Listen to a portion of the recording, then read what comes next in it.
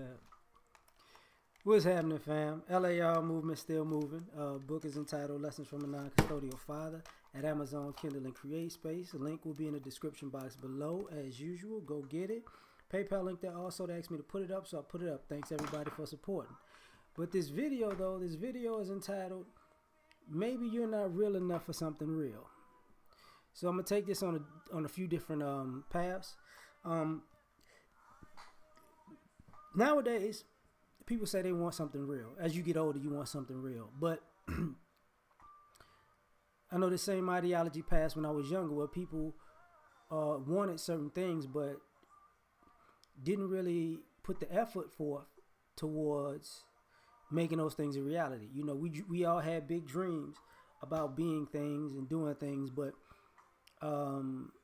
few of us actually attempted to do those things as far as effort is concerned. You know, you have dreams, but you don't take them seriously. Now you want something real, but it's gonna take some real work, right? So what happens when it's time to put in the real work? You know, oh, I'm tired. I don't feel like it. I'm do it another day. You know, it's too hot. It's too cold. You know, it's raining. It's snowing. It's icy outside. You know, but you know, I'm gonna get it. You know, one day there's gonna be me. How? Like, seriously.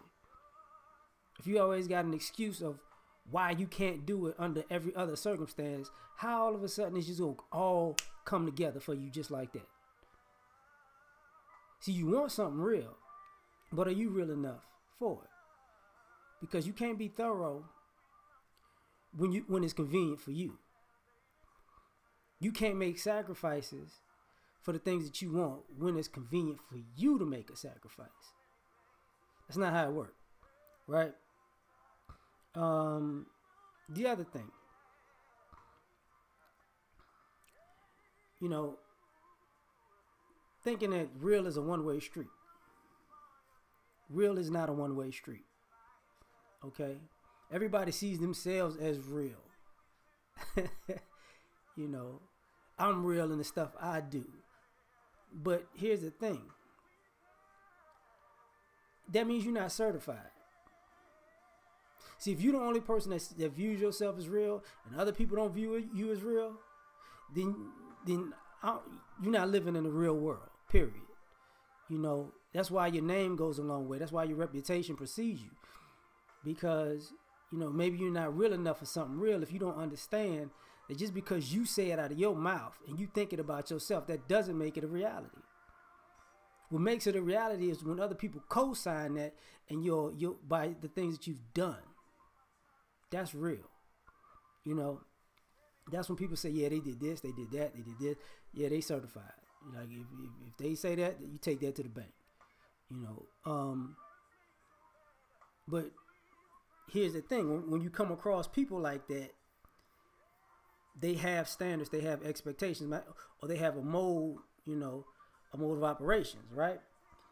And what winds up happening is when you meet people with that type of MOS, you know, what winds up happening is you realize that's not how, you are not as thorough as you thought you was compared to a person who's certified as thorough. Now you can't keep up. Now you have an issue. Now you feeling some type of way. You know, now you're discrediting that person's greatness or their realness rather, because you ain't real.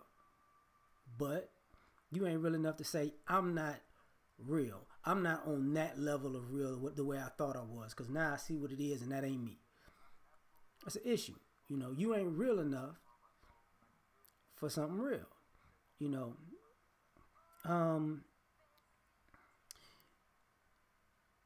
you get on here and they talk about the gender war in the community and all that. And people, you know, as you get older, they talk about relationships and whatnot. I was hanging out last night with a bunch of happily married fellas, and I'm happy for them all.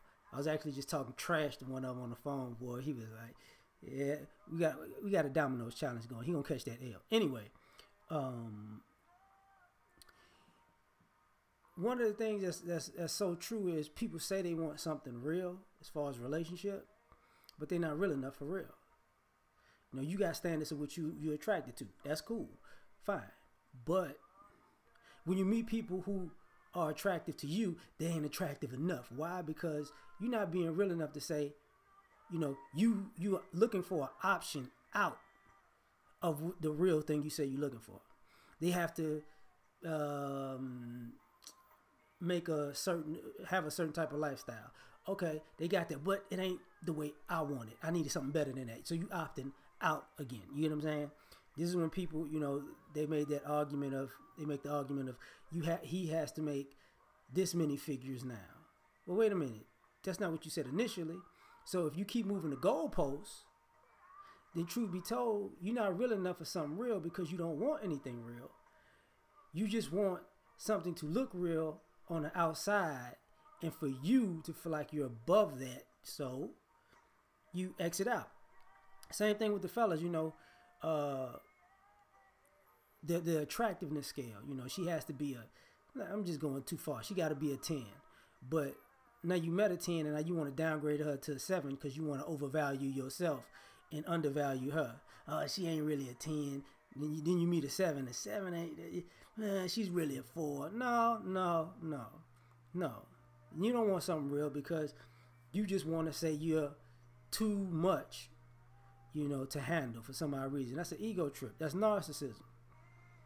You know, if you're that narcissistic where you feel like everybody is not good enough for you, well, you know, life is gonna get you there. And what I mean by that is, you know, you're gonna have a long list of people who wasn't real enough for you, and then you gotta ask yourself something. You know, because you can't double back. Because if you notice, you know, when you see somebody at one particular point in life, if you live long enough, this happens. You see somebody at one particular point in life, then you see him again, and you're like, damn, what was I thinking? I should have, but I said they was this, and this then, but they not like that no more. So now they ready for me. No, motherfucker, you not ready for them. Because if you was ready for them, you would have been with them. And what you see they have grown to be now all of a sudden you want that, and that's on your level. But truth be told, no, it don't work like that. You know, I'm going to take this somewhere else. You're not real enough for something real is spirituality. Prayer. Be careful what you wish for because you just might get it. You want a real relationship with God. You want to, you know, you pray for something. I said this before. I think it was on Gab Talks, and I said this before on an old video. I used to, years and years ago, I used to pray for strength. I didn't know I was asking for that much adversity, right? You know, I want a closer relationship with God. I'm going to be strong. Man, I got hit with so many curveballs and sucker punches. And I was like, why? Why, Lord? But truth be told, I asked for it. I prayed for strength. That's what I got. You know, after it was all over, I'm, you know, stronger person, but, you know, I didn't realize what I asked for. You know, at the time, I wasn't real enough for what I was faced with, you know.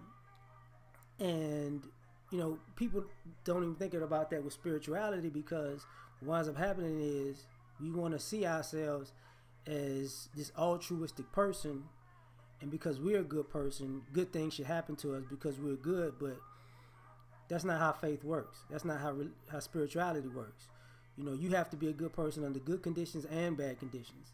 You know, you don't get a pass because you got a good heart.